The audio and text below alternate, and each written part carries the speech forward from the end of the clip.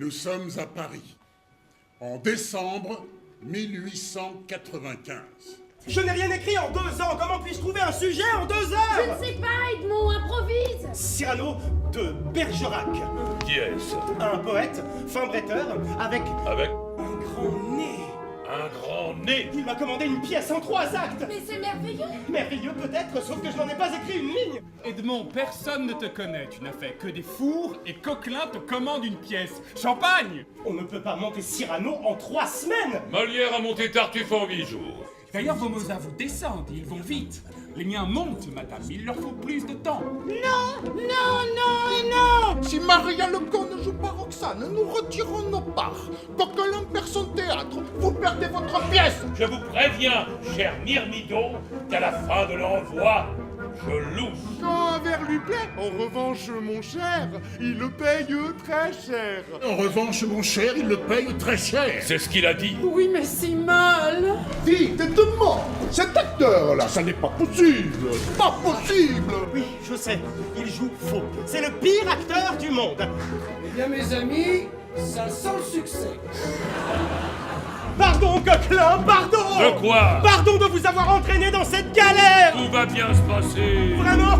Mais oui, au pire, on se retrouvera en prison. En prison? Tout va bien se passer, répète, Edmond!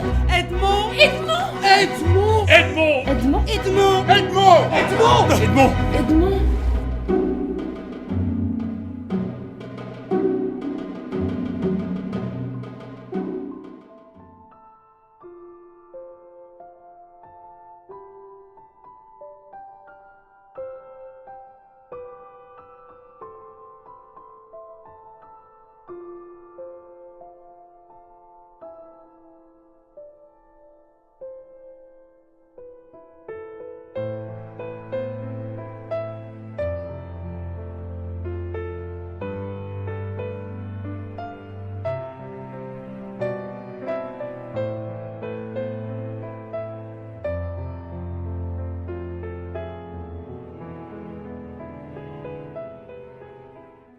Florence, vous regardez juste ici. Là, là et là. Maintenant, vous me regardez moi, s'il vous plaît. Est-ce que vous savez précisément combien de jetons il y a sur la table? Non. Non. En fait, si, vous le savez. C'est juste que vous ne savez pas que vous le savez. Mais si vous me faites confiance, si vous faites confiance, nous allons réussir à faire ressortir ce résultat de votre esprit. Je vous le dis, nous ne nous sommes jamais rencontrés, mais pourtant nous sommes connectés. Comme vous êtes d'ailleurs connectés avec chaque personne ici. Parce que je suis intimement convaincu que nous sommes tous reliés par des liens invisibles qui, j'espère, deviendront visibles. Ce qui au sol ressemble au chaos le plus total est en fait parfaitement ordonné. Parce que chaque morceau est relié aux autres pour former un grand tout. 46, 47, 48, 49, 50, 51, 52, 53 précisément.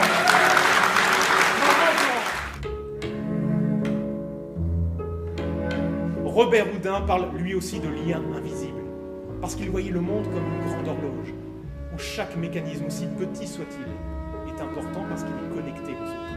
Et avec Houdin, la moindre démonstration était un prétexte pour montrer ces liens. Vous auriez pu m'arrêter sur n'importe quel cas, mais vous avez choisi cette combinaison ici. Si je fais comme ça, on a peut-être une date, le 2 avril 1965. C'est une date qui vous parle?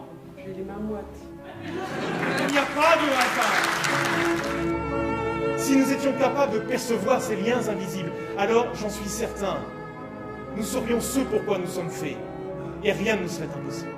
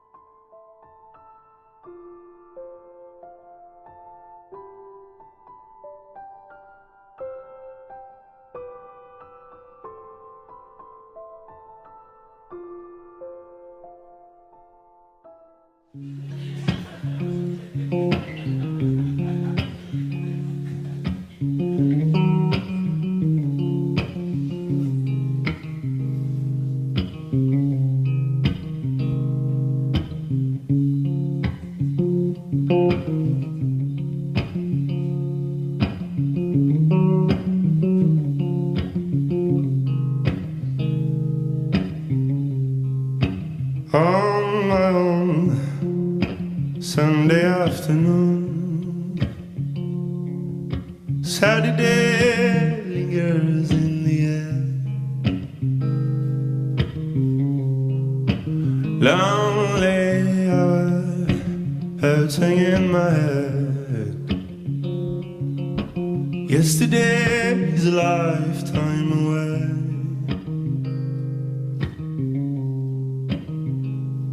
Did I say the wrong thing again? I don't really know anymore. And where does the past really go? Oh, come on.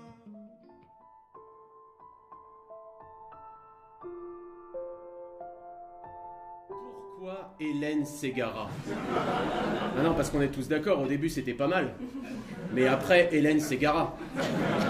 Pourquoi dire amène à tout alors que la société amène à rien? Pourquoi je me pose toutes ces questions, papa? Il y en a qui vivent des bas. Moi, jeux vidéo. Commencer un régime tout de suite ou finir comme Régine plus tard. Cette œuvre possède un double sens. Attention. Et voici.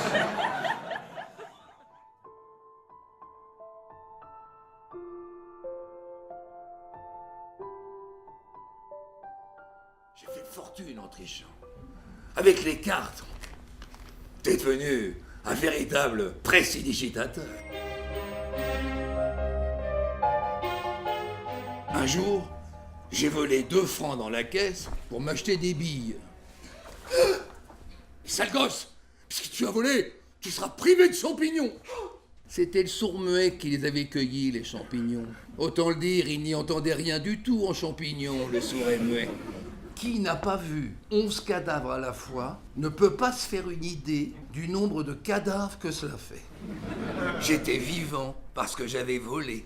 De là en conclure que les autres étaient morts parce qu'ils étaient honnêtes.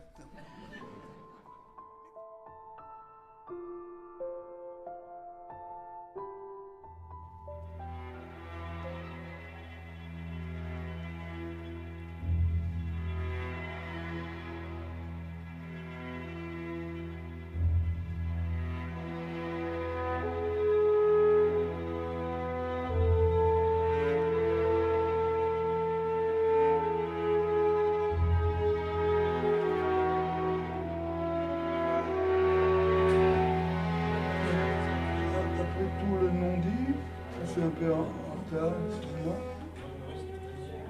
Après tous les non-dits, il est là. Ah oui. Donc, après tout le non-dit, c'est moi qui chante. Je t'aime. Payez-vous ce cadeau, ces mots suprêmes qui font voler si haut.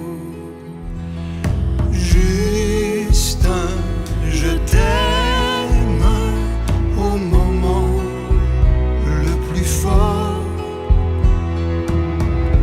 Fusion extrême, redites-le encore. Après tout le non-dit, tous les malentendus, redonnez de la vie aux sentiments perdus et n'en faire qu'à son cœur, sans calcul ni raison, retrouver la candeur d'une ancienne chanson.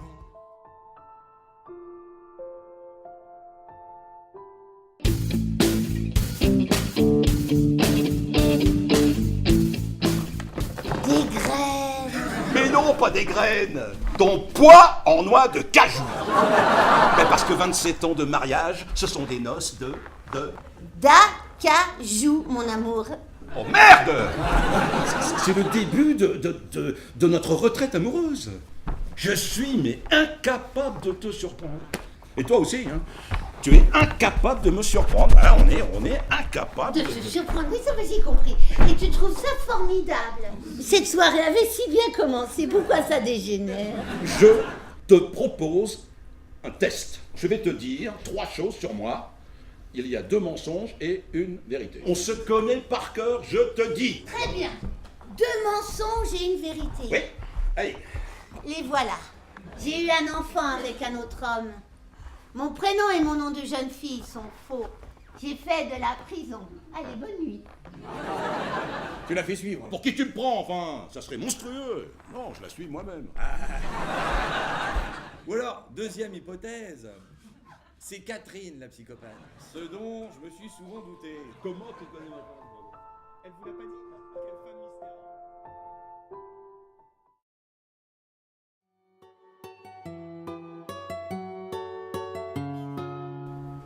Étant donné le boycott organisé que subit tout commerce juif en ce moment, Pierre, je veux vous céder le magasin.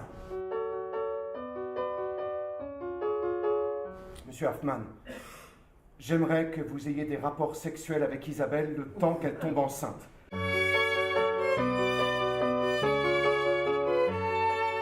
Vivre avec son patron planqué au-dessus de nos têtes. Contre. Ça devient trop dangereux, monsieur Hoffman s'est engagé à s'en aller d'une manière ou d'une autre. Pour. C'est la première fois que je vais coucher avec quelqu'un d'autre. Nous serons donc à égalité. On va faire ça dans votre bureau. Je pense que nous n'avons pas vraiment le choix. Sur un lit, dans votre bureau. Sur un lit dans mon bureau. Sans lumière. Sans lumière. Sans lumière, dans votre bureau. Sans lumière dans mon bureau, c'est bien. Vite fait, bien fait. Je ferai de mon mieux. À bientôt.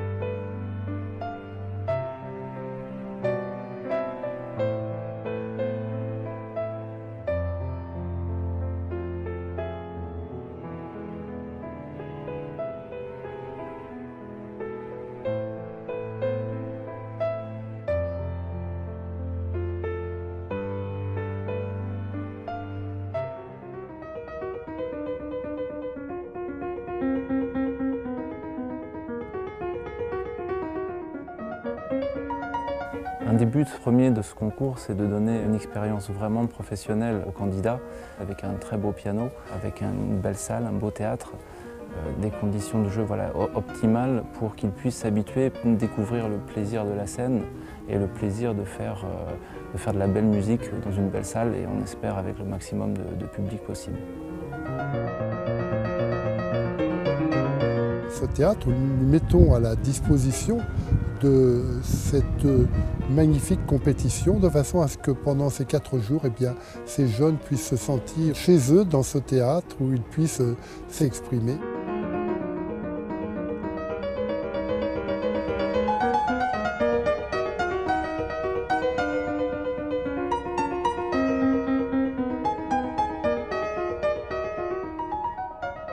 Ça n'est pas un jugement pour dire c'est bon ou c'est mauvais. Tout de suite, essayer de voir quelle est la personnalité de chacun et par rapport à cette personnalité, la faire progresser.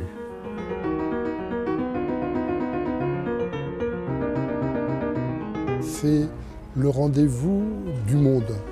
Il y a 22 pays qui sont représentés dans cette compétition pacifique dans laquelle les mots n'existent plus et où la musique, ce langage universel, est devenu le langage de tous.